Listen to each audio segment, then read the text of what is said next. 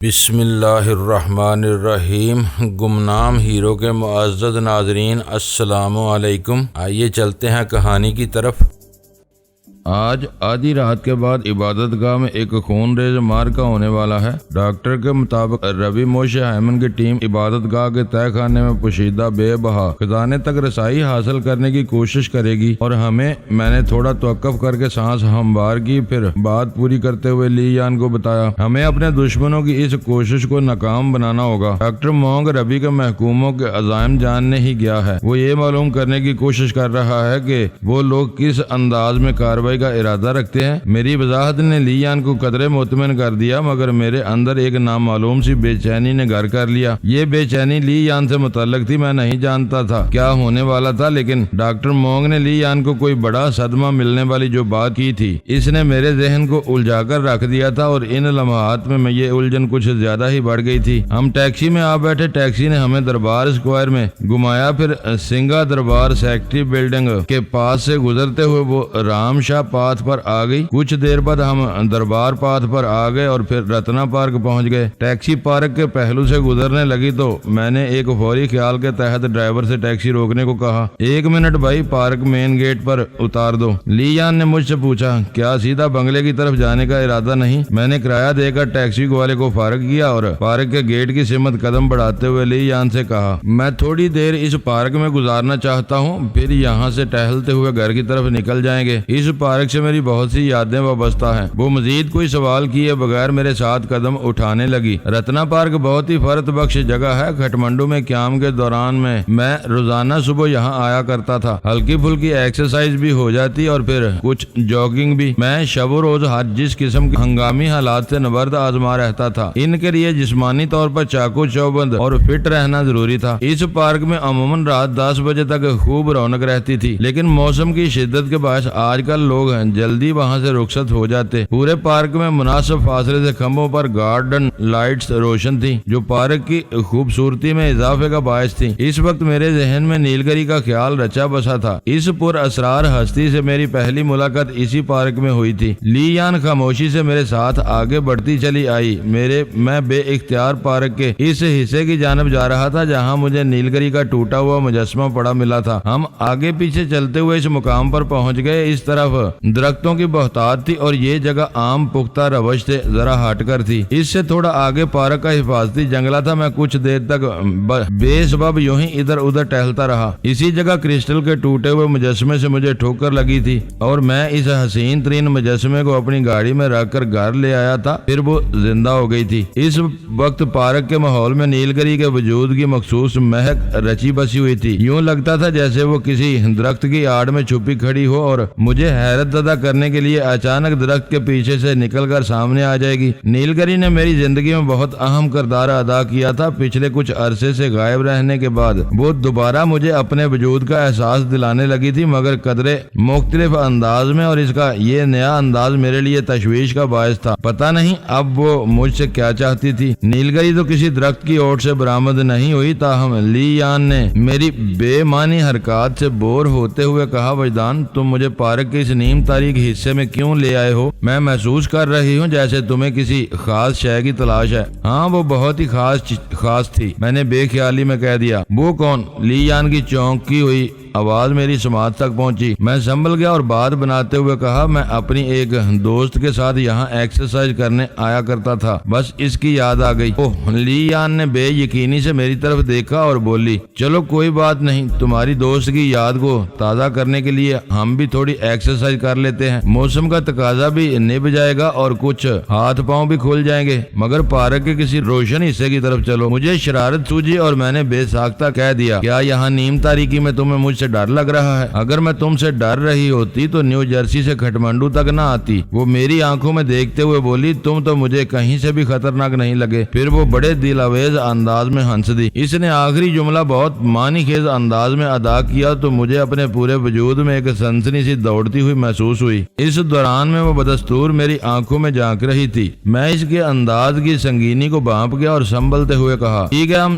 Jogging track کی طرف چلتے ہیں۔ ادھر میں نے گھاس کے ایک خطے پر پر چند افراد کو ورزش کرتے ہوئے دیکھا تھا۔ اس نے کوئی اعتراض کیا اور نہ ہی کسی قسم کی بحث چھیڑی۔ ہم نیم تاریخ حصے سے نکل کر مذکورہ مقام کی طرف چل پڑے۔ تھوڑے آگے آنے کے بعد لی یان نے کہا، وجدان تنہائی میں تمہیں وجدان کہوں تو تم اعتراض تو نہیں کرو گے؟ اس وقت تم کیا کر رہی ہو؟ مجھے وجدان کہہ کر ہی تو پکار رہی ہو۔ میں نے معتدل لہجے میں کہا، میں نے کون سا اعتراض کیا ہے؟ وہ تو میں نے احتیاط کے پیش نظر کہہ دیا تھا کہ دیواروں کے بھی کان ہوتے ہیں۔ بہرحال بعض جگہوں پر بہت محتاط رہنے کی ضرورت ہے۔ میں پارک کے نیم تاریخ گوشے سے نکل کر قدرے روشن حصے میں پہنچا تو محسوس ہوا جیسے نیلگری کی وہ مخصوص خوشبو بھی میرا تعاقب کرتے ہوئے ادھر آ گئی ہو۔ دراصل پارک میں داخل ہونے کے بعد سے میں مسلسل نیلگری کے بارے میں سوچ رہا تھا۔ پتہ نہیں اب یہ میری سوچ کا نتیجہ تھا یا واقعی وہ ہستی میرے ساتھ تھی۔ اگرچہ مجھے امید تو نہیں تھی کہ وہ میری پکار پر لبیک کہے گی، تاہم پھر بھی میں نے اپنی تسلی کی خاطر اپنے زیر لب پکارا، نیلگری۔ جواب میں خاموشی رہی۔ اس نے میری پکار پر لبیک نہیں کہا، تاہم اس کی حیرت انگیز وجود کی سحرکار خوشبو مسلسل میری سانسوں میں بسیرا کیے رہی۔ میں اس خوشبو کو کئی مرتبہ سانس کے راستے اپنے خون میں جذب کر چکا تھا اور KDA اسکیم 1 کے ایک بنگلے میں تو میں نے نیلگری کے سحر انگیز وجود کی کرشمہ کاری بھی دیکھ لی تھی۔ وہ رات میری زندگی کی ایک تاریخ ساز اور انمٹ رات تھی۔ اس ناقابل فراموش رات میں پربتوں کی ملکہ نے مجھے لذت حیات سے روشناس کرایا تھا۔ ہم نے لگ بھگ آدھا گھنٹہ ایکسرسائز کی، پھر ایک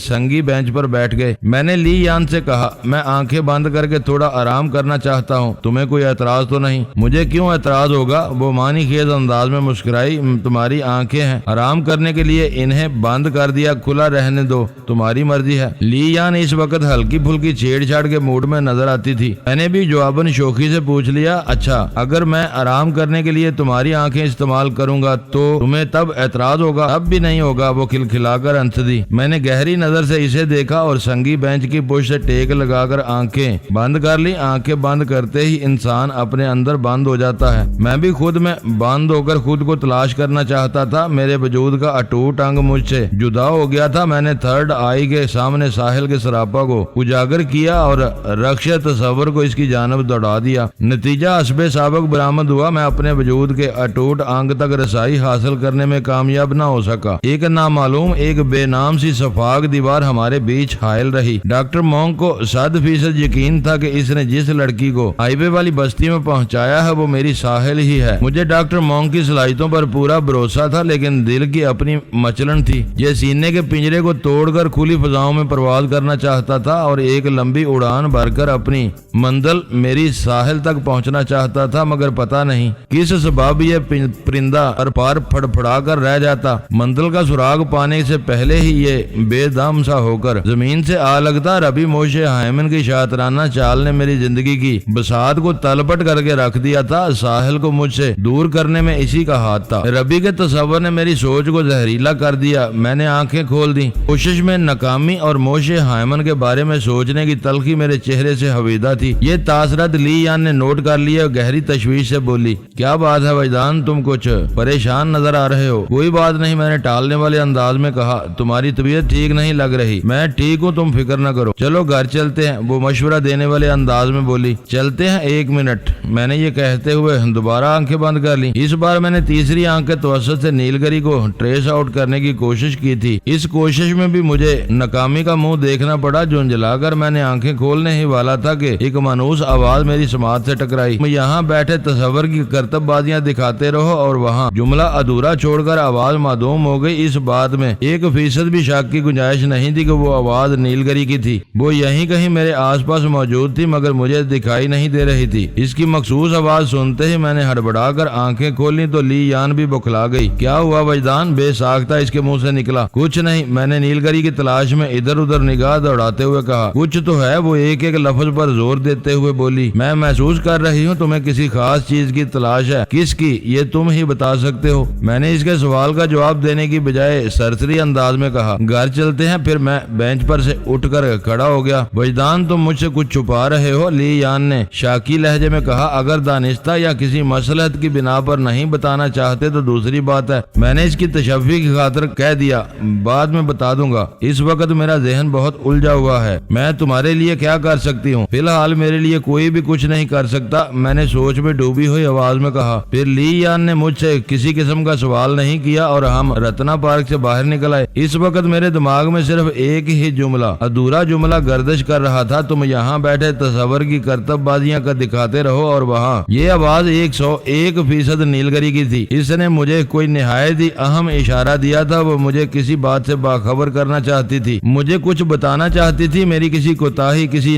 غفلت کی نشاندہی کرنا چاہتی تھی۔ میں جیسے جیسے سوچ رہا تھا میرا ذہن الجھتا جا رہا تھا، پھر میرا دھیان آپ ساحل کی طرف چلا گیا۔ میری زندگی میں سب سے زیادہ اہمیت اسی ہستی کو حاصل تھی۔ شاید نیلگری مجھے ساحل کے بارے میں کچھ بتانا چاہتی تھی، ایک وہی تھی جو مجھ سے دور تھی اور اس پر کسی بھی وقت کوئی بھی مصیبت نازل ہو سکتی تھی۔ میں انہی تشویشناک اور سنگین خیالات سے لڑتے ہوئے ڈاکٹر مونگ والے بنگلے پر پہنچ گیا۔ ڈاکٹر مونگ بنگلے پر موجود تھا۔ ہماری طرف دیکھتے ہوئے اس نے گہری سنجیدگی سے کہا، تم لوگ خیریت سے آگے؟ کوئی اپسیٹ تو نہیں ہوا؟ سب ٹھیک ہے ڈاکٹر، میں نے سرسری انداز میں کہا۔ لی یان سامان والے بیگ کے ساتھ دوسرے کمرے میں چلی گئی تو مونگ نے گمبھیر لہجے میں استفسار کیا، وجدان اگر کوئی اپسیٹ نہیں تو پھر تم کیوں اپسیٹ نظر آ رہے ہو؟ میں نے ایک لمحے کے تامل کے بعد اسے اپنی کیفیت سے آگاہ کر دیا۔ ڈاکٹر مونگ دوستی کے بعد میرے بہت قریب ہو گیا تھا۔ الاسکا میں اس کے مارشل آرٹس سینٹر میں ہمارے درمیان مختلف موضوعات پر بڑی بے تکلف گفتگو ہوئی تھی۔ وہ میری چی اور تھرڈ آئی والی صلاحیت سے بھی آگاہ تھا، بلکہ تھرڈ آئی کے سلسلے میں تو وہ مجھ پر رش کر رہا تھا۔ اس نے بھی اس شعبے میں کافی محنت کی تھی، لیکن میری طرح اسے کامیابی حاصل نہ ہو سکی۔ البتہ وہ چی کی قوت سے دیگر بہت سے کام لیتا رہتا تھا۔ فلائنگ فائٹ بھی چی ہی کے طفیل تھی، وہ بھی میری طرح شاولن ٹیمپل ہی سے تربیت یافتہ تھا، مگر یہ بہت عرصہ پہلے کی بات تھی۔ میری بات اور نیلگری کے حوالے سے تشویش کو اس نے پوری توجہ سے سنا اور کہنے لگا، تم اس سلسلے میں پریشان نہ ہو، ہمارے پروگرام میں کوئی تبدیلی واقع نہیں ہوئی۔ ہم ہلکا سا کھانا کھائیں گے اور پھر ہائی وے والی بستی کی جانب روانہ ہو جائیں گے، وہاں جا کر ہی پتا چلے گا کیا صورتحال ہے۔ ڈاکٹر کی تسلی سے میری تشویش میں قدرے کمی تو ہوئی، لیکن دل کی بے کلی ختم ہونے کا نام نہیں لے رہی تھی۔ میں نے ڈاکٹر مونگ سے پوچھا، کیا یہاں کسی طرح اس بستی میں رابطہ نہیں کیا جا سکتا؟ اس گھر میں فون کی سہولت موجود نہیں جہاں ساحل کو رکھا گیا ہے؟ ڈاکٹر نے پرخیال انداز میں جواب دیا، وہ بہت چھوٹی سی بستی ہے، اس کے اکثر گھر ضروریات زندگی سے آری ہیں، اگر وہاں کوئی گڑبڑ ہوتی تو شاکا ضرور مجھے اس کی اطلاع دیتا۔ کون شاکا؟ میں نے چونک کر اسے دیکھا۔ اس نے بتایا، شاکا اس قابل اعتماد شخص کا نام ہے جس کے گھر میں نے تمہاری ساتھی ساحل کو چھپا رکھا ہے۔ ساحل وہاں شاکا کی بیٹی بندیا کے بیس میں رہ رہی ہے۔ بندیا اور ساحل کے قد کاٹ میں نمایاں فرق نہیں، اس لیے مجھے کوئی دشواری پیش نہیں آئی۔ شاکا اپنی بیوی بانمتی اور بیٹی بندیا کے ساتھ اس بستی میں رہتا ہے اور وہ اتنا عام سا آدمی ہے کہ بھولے سے بھی کسی کا اس کی طرف دھیان نہیں جا سکتا۔ اور اصل بندیا کہاں ہے؟ میں نے پوچھ لیا۔ وہ بھی اسی گھر میں ہے، ڈاکٹر مونگ نے جواب دیا، مگر وہ بالکل روپوش ہے۔ ایک وقت میں ایک ہی بندیا منظر عام پر رہ سکتی ہے۔ وہ ایک لمحے کے لیے متوقف ہوا، پھر بات کو آگے بڑھاتے ہوئے بولا، جیسا کہ ایک وقت میں ایک شون منظر عام پر ہے۔ شون کے ذکر پر میں چونک اٹھا، اس طرف کی کوئی خیریت ہے ڈاکٹر مونگ؟ میں نے اس سے استفسار کیا اور یہ بھی بتا دیا کہ ہم نے دربار مارگ سے نیو جرسی فون کرنے کی کوشش کی تھی۔ اس کی گمبھیرتا میں اضافہ ہو گیا، ٹھہرے ہوئے لہجے میں بولا، وہاں کے معاملات خاصے گڑبڑ ہیں۔ ہنگامی حالات میں شون کو تمہارے زخمی ساتھی کے ہمراہ کسی دوسری جگہ شفٹ ہونا پڑا ہے، اسی لیے وہاں کسی نے تمہارا فون اٹینڈ نہیں کیا۔ میری ہینگ سے بات ہو چکی ہے۔ اس نے بتایا ہے کہ FBI والے بڑی سرگرمی سے تمہیں اور تمہارے زخمی ساتھی کو تلاش کر رہے ہیں۔ ان کی توجہ کا مرکز اس وقت امریکہ کی 2 ریاستیں بنی ہوئی ہیں، یعنی نیو یارک اور نیو جرسی۔ دونوں ریاستوں کے تمام ایئرپورٹس پر تمہارے حوالے سے ایمرجنسی نافذ ہے۔ ہینگ نے کسی نہ کسی طور خود کو بچا رکھا ہے، لیکن مجھے لگتا ہے کہ تمہاری ساتھی کی تلاش میں بیچارے شون رگڑا جائے گا۔ اسے کسی بھی صورت FBI والوں کے ہتھے نہیں چڑھنا چاہیے۔ بہرحال ہینگ اس کو بچانے کی پوری کوشش میں ہے۔ میں نے کہا، اصلی شون کو رپوش ہی رہنا چاہیے، کیونکہ وہ دونوں میاں بیوی تو اس وقت نیو جرسی سے ہزاروں میل دور کٹمنڈو کی سیاحت پر نکلے ہوئے ہیں۔ ڈاکٹر مونگ نے گمبھیر انداز میں مجھے دیکھا اور خاموش ہو گیا۔ میں نے پوچھا، کیا نیو جرسی والی تازہ ترین صورتحال سے لی یان کو آگاہ کر دینا چاہیے؟ تمہاری مرضی ہے، وہ پرسوچ انداز میں بولا۔ میں اس میں کوئی حرج نہیں سمجھتا۔ میں اس بات میں سر ہلا کر رہ گیا۔ ڈاکٹر مونگ نے کہا، ہم ٹھیک 8 بجے کھانے کی میز پر ہوں گے۔ اس وقت 7:30 بجنے والے ہیں۔ ہمیں خلاف معمول کافی جلدی ہلکا پھلکا ڈنر کرنا ہوگا۔ ٹھیک 9 بجے ہماری روانگی ہے۔ تمہارے پاس آدھا گھنٹہ ہے، نہا دھو کر فریش ہو جاؤ تو اچھا ہے۔ پتہ نہیں آگے کون سے حالات ہمارا انتظار کر رہے ہیں، کہیں منہ دھونے کی فرصت بھی ملے گی یا نہیں۔ میں نے ایک فوری خیال کے تحت کہا، ڈاکٹر مونگ میں اپنی اصلی صورت میں آنا چاہتا ہوں۔ وہ چند لمحات تک سوچتی ہوئی نظر سے مجھے دیکھتا رہا، پھر پوچھا، اس کی کوئی خاص وجہ؟ ہاں، بہت ہی خاص الخاص وجہ ہے، میں نے اسباب میں سر ہلاتے ہوئے کہا۔ امریکہ کے تازہ ترین حالات مجھے بہت کچھ سوچنے پر مجبور کر رہے ہیں۔ FBI والے کسی شیطان سے کم نہیں ہیں۔ اگر وہ ہاتھ دھو کر اور پاؤں لتھڑ میرے زخمی ساتھی وسیم کے پیچھے پڑ گئے ہیں تو وہ بہت جلد یہ جاننے میں کامیاب ہو جائیں گے کہ شون نے اسے پناہ دے رکھی ہے۔ جب شون ان کی گرفت میں آئے گا تو میرے فریب کا بانڈا پھوٹ جائے گا۔ اگر شون ان کے ہتھے نہیں بھی چڑھتا تو بھی وہ شون اور لی یان کے بارے میں معلومات ضرور حاصل کریں گے، اور جب انہیں پتا چلے گا کہ وہ دونوں میاں بیوی نیپال گئے ہوئے ہیں تو وہ لامحالہ شکی انداز میں سوچنے لگیں گے۔ پل پل کی خبریں ربی تک پہنچائی جا رہی ہیں اور وہ بھی انہیں نت نئے احکام صادر کر رہا ہے۔ ربی کے لیے بدھ نیل کنٹھ والا مشن بہت اہم ہے۔ جب ربی کو یہ پتا چلے گا کہ شون اپنی بیوی کے ساتھ کھٹمنڈو گیا ہے تو وہ کھٹک جائے گا، اور کچھ ہو نہ ہو کھٹمنڈو میں شون اور لی یان کی نگرانی شروع ہو جائے گی۔ پہلے تو 2 مرتبہ ہم پر قاتلانہ حملہ ہوا، اس لیے ہوا کہ ہم تمہارے لوگوں کے ساتھ تھے۔ اب وہ لوگ ربی کے حکم پر ہمیں براہ راست بھی نشانہ بنا سکتے ہیں، اور کچھ نہیں تو وہ ہمیں قابو کر کے ہماری زبان کھلوانے کی کوشش ضرور کریں گے کہ ہمیں یوں اچانک بیٹھے بٹھائے کھٹمنڈو دیکھنے کا شوق کیوں چرایا۔ اس لیے اب ہمیں شون اور لی یان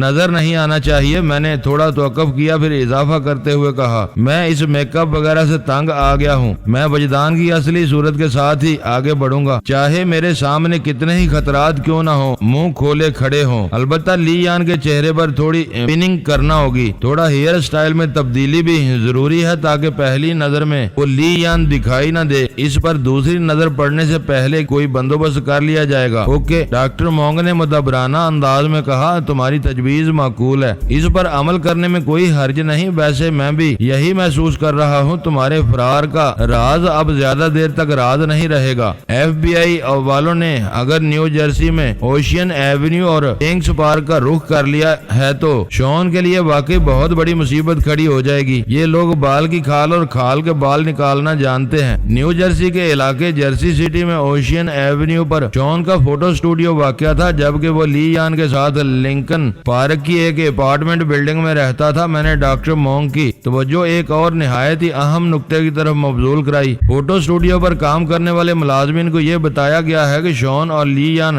2-3 دن کے لیے کیلیفورنیا جا رہے ہیں۔ اس مدت میں سے لگ بھگ 2 دن تو نکل گئے، اگر مزید 1 دن تک شون رپوش رہتا ہے تو چل جائے گا۔ البتہ اگر FBI والوں نے ملازمین سے پوچھ گچھ کی تو معاملہ وقت سے پہلے ہی بگڑ جائے گا اور وہ لوگ چھوڑیں گے نہیں۔ مجھے اور وسیم کو پانے کے لیے وہ ہنگ اور اس سے وابستہ ہر شخص کو چیک کریں گے۔ مجھے تو حیرت ہے اس بات پر کہ ہنگ ابھی تک کیسے بچا ہوا ہے۔ لگتا ہے لارڈ بدھا اس پر کچھ زیادہ ہی مہربان ہے۔ ڈاکٹر مونگ نے سرسراتے ہوئے لہجے میں ایک جملہ بول کر بات ہی ختم کر دی۔ ڈاکٹر نے مجھے صرف آدھے گھنٹے کی مہلت دی تھی۔ میں اس سے رخصت لے کر لی یان والے کمرے میں آ گیا۔ نہایت ہی مختصر الفاظ میں نے اسے نیو جرسی کے تازہ ترین حالات سے آگاہ کیا، پھر فریش اپ ہونے کے لیے واش روم میں گھس گیا۔ ایک بات نے مجھے چونکا دیا، شون کو پیش آمدہ حالات کے بارے میں جان کر لی یان کو جس قدر فکر مند ہونا چاہیے تھا وہ مجھے کہیں نظر نہیں آیا۔ پتہ نہیں وہ اندر سے بھی اتنی ہی پرسکون تھی کہ نہیں جتنی باہر سے دکھائی دیتی تھی۔ لنچ کی طرح ڈنر پر بھی ہم تینوں ایک ساتھ تھے۔ کھانے پینے کی بہت سی اشیاء ڈاکٹر مونگ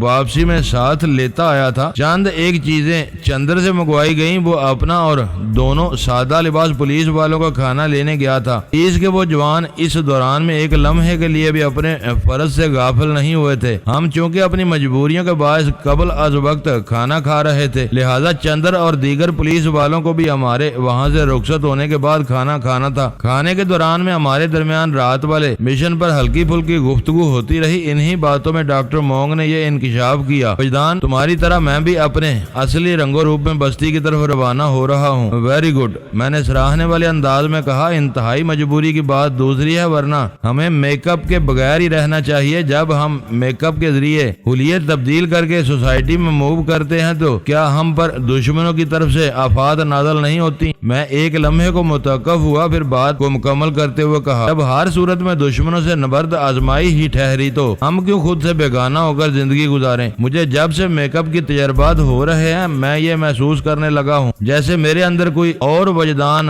ہو اور باہر کوئی اور. میں بیک وقت دو شخصیات کے ساتھ روز و شب بتا رہا ہوں. ڈاکٹر مونگ نے کہا میں تمہاری بات سے اتفاق کرتا ہوں لیکن بعض حساس معاملات میں حلیے کی تبدیلی ضروری ہوتی ہے. جیسے امریکہ سے نکلنے کے لیے تمہیں شون بننا وقت کا تقاضا تھا, اس کے سوا کوئی چارہ بھی تو نہیں رہ گیا تھا. لی یان کو میں اس کے حلیے کی تبدیلی کے بارے میں بتا چکا تھا. اس نے ہماری گفتگو میں حصہ لیتے ہوئے کہا کیا اس مشن میں بھی اپنی اصلی صورت کے ساتھ حصہ لوں گی؟ تمہارے لیے فی الحال تھوڑی احتیاط ضروری ہے. میں نے اس کی طرف دیکھتے ہوئے کہا ویسے بھی تمہیں اپنے چہرے پر کوئی باقاعدہ میک اپ تو نہیں کرنا نہیں. ہیئر سٹائل کی تبدیلی اور ہلکی پفنگ سے کام چل جائے گا. یہ احتیاط تم سے زیادہ شون کے کام آئے گی. وہ خاموش ہو کر اپنے ہاتھوں کو گورنے لگی. کھانے کے بعد کافی کا دور چلا لیکن میں اس دور میں شامل نہیں تھا. میں آئندہ چند گھنٹوں تک بیدار مغز اور حشاش بشاش رہنا چاہتا تھا. لگ بھگ 2 گھنٹے بعد میری ایک ایسی ہستی سے ملاقات ہونے والی تھی جس کی تلاش میں نے پاکستان سے لے کر یہاں تک در در کی ٹھوکریں کھائی تھی. ہزاروں لاکھوں عذاب لمحہ میری زندگی میں سے گزر گئے. کروڑوں مرتبہ میں نے اپنی جان تمنا کی آرزو کی تھی. ساحل مجھ سے اس طور بچھڑی تھی کہ میرے اندر کا موسم مجھ سے روٹ گیا تھا. میں نے جدائی کے اس تمام تر عرصے کو جس طرح برداشت کیا اس کا اندازہ وہی شخص لگا سکتا ہے جس نے فرقت اور ہجر کی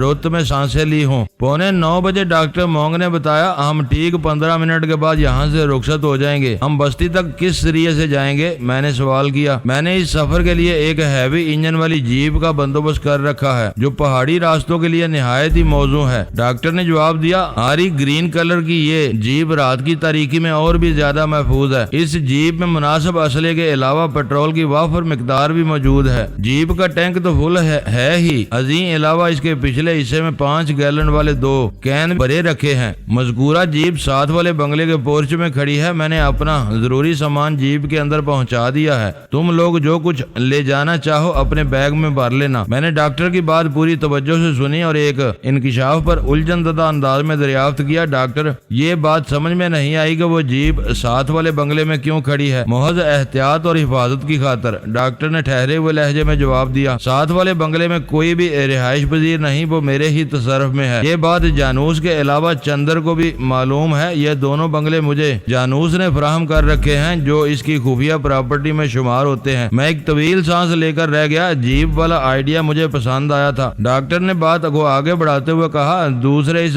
خاموش بنگلے کا بندوبست میں نے بہت سوچ سمجھ کر کیا ہے. اس وقت ہم جن دشمنوں سے ٹکر بازی کر رہے ہیں وہ بہت ہی با اثر ہیں. یوں سمجھو کہ ہم بالواسطہ امریکہ سے لڑ رہے ہیں اور یہ کوئی معمولی بات نہیں ہے. تم بلا واسطہ کی بات کر رہے ہو ڈاکٹر. میں تو بلا واسطہ بھی پچھلے دنوں امریکہ سے نمٹ رہا تھا. نیو یارک کے دل مین ہیٹن میں جو واقعات پیش آئے میں تمہیں ان کی تفصیل بتا چکا ہوں. میرے انہی کارناموں کے توفیل تو مجھے امریکہ دشمن کا ٹائٹل ملا ہے.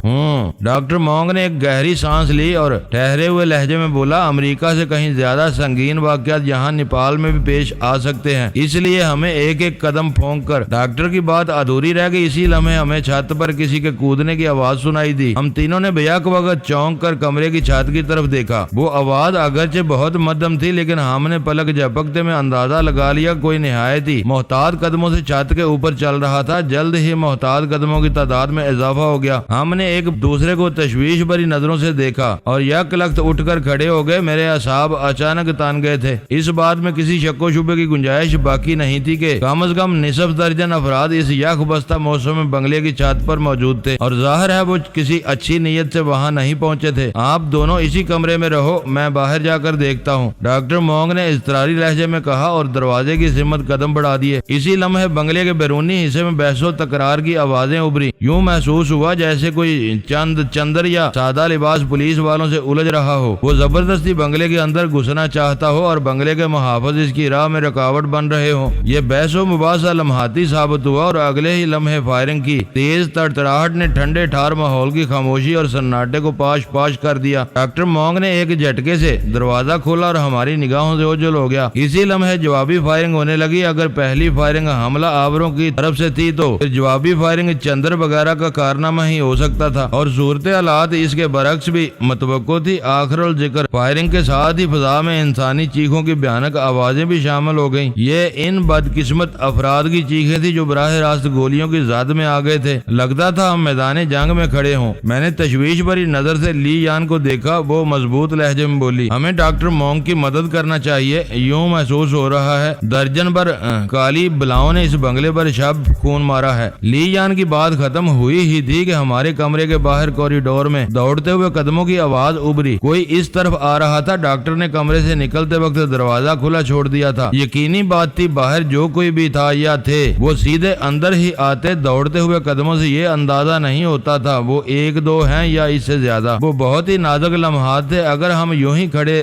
رہ جاتے تو موت بڑی بے رحمی سے ہمیں اپنی آغوش میں سمیٹ لیتی۔ اس طرف چڑھائی کرنے والے ہمارے دوست تو ہرگز نہیں ہو سکتے تھے۔ دوست یوں گولیوں کی برسات کے ساتھ ملنے کے لیے نہیں آتے۔ میں نے پلک جھپکتے میں ایک فوری فیصلہ کیا اور لی یان کو بازو سے تھام لیا۔ پھر میں اسے اپنے ساتھ کھینچتے ہوئے کھلے ہوئے دروازے کی اوٹ میں پہنچ گیا۔ دروازے کے پٹ نے ہمیں پوری طرح اپنے پیچھے چھپا لیا۔ باہر سے اندر داخل ہونے والوں کو ہم پہلی نظر میں دکھائی نہیں دے سکتے تھے۔ ہم نے دروازے کے عقب میں پناہ لی تھی کہ فضا ایک مرتبہ پھر فائرنگ کی بھیانک آواز سے گونج اٹھی۔ یہ دو طرفہ فائرنگ تھی۔ فائرنگ کے نتیجے میں محدود پیمانے پر انسانی چیخیں بھی بلند ہوئیں، جس سے یہ اندازہ بھی ہوا کہ حملہ آوروں کی مزاحمت بھرپور انداز میں نہیں کی جا رہی۔ ایک لمحے کے لیے میرے ذہن میں یہ خوفناک خیال چمکا کہ چندر اور دونوں پولیس والے مسلح افراد اب اس دنیا میں باقی نہیں رہے۔ میں نے چند سیکنڈ کے ہزارویں حصے میں یہ سوچا اور میرا پورا وجود سنسنا اٹھا۔ اسی اثنا میں ایک مرتبہ پھر بنگلے کے مختلف حصوں میں برسٹ فائرنگ کی بھیانک صدائیں بلند ہونے لگیں۔ لی یان مجھ سے لگی کھڑی تھی۔ بے اختیار وہ مجھ سے پیوست ہو گئی۔ میں نے اس کے نازک بدن کی مخصوص دھیمی تھرتھراہٹ کو اپنے وجود پر محسوس کیا۔ وہ کوئی بزدل لڑکی نہیں تھی، لیکن وہاں خوفناک گنیں اس طور گرج رہی تھی کہ دلوں پر ایک عجیب سی ہیبت طاری ہو رہی تھی۔ میرے اندازے کے مطابق حملہ آور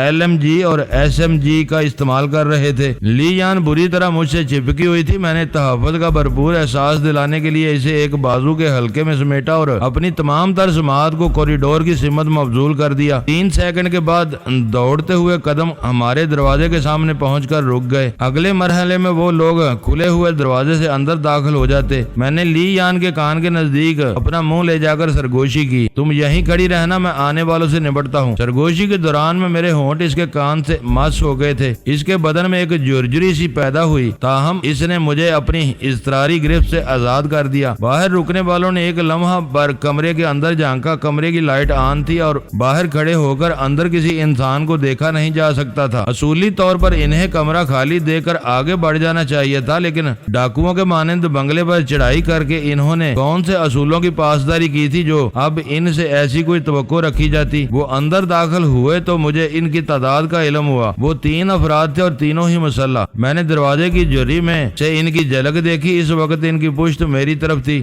اور ان کے سروں کو دیکھتے ہی مجھے اندازہ ہو گیا کہ انہوں نے اپنے چہروں پر لمبے نقاب چڑھا رکھے ہیں۔ اس قسم کے نقاب سر سے لے کر گردن تک کے حصے کو اچھی طرح ڈانپ لیتے ہیں۔ صرف دیکھنے کے لیے انہوں نے آنکھوں کے سامنے 2 چھوٹے چھوٹے سوراخ چھوڑ دیے تھے۔ یہ سارا بندوبست شناخت کو چھپانے کے لیے کیا جاتا ہے۔ مجھے اس بات سے کوئی غرض نہیں تھی کہ وہ کون تھے، ان کا شجرہ نسب کیا تھا۔ اس وقت وہ صرف دشمن تھے اور دشمنوں کو ہتھیار استعمال کرنے کا پہلے بے دست و پا کر دینا چاہیے۔ کمرے کو خالی پا کر وہ پیچھے کو مڑے اور یہ مڑنا ان پر غضب ڈھا گیا۔ اسی لمحے میں دروازے کی اوٹ سے نکل کر ان کے سامنے آ گیا۔ وہ مجھے اپنے مقابل دیکھ کر ایک لمحے کے لیے بوکھلا گئے اور اس بوکھلاہٹ سے فائدہ نہ اٹھانا زندگی کی سنگین ترین غلطی ہوتی۔ میں توپ میں سے نکلے ہوئے کسی گولے کی مانند ان سے بھڑ گیا۔ میرا خوفناک ترچھا دھکا ایک گن بردار کے پہلو میں لگا۔ وہ اپنے برابر کھڑے ساتھی سے ٹکرایا، پھر یہ ٹکراؤ تیسرے مسلح شخص تک منتقل ہو گیا۔ وہ تینوں ایک دوسرے سے الجھ کر زمین بوس ہو گئے۔ میں نے ان کے اوپر سے جمپ کی اور کچھ فاصلے پر چلا گیا۔ زمین پر گرتے ہی ان میں سے ایک نے زیادہ ہوشیار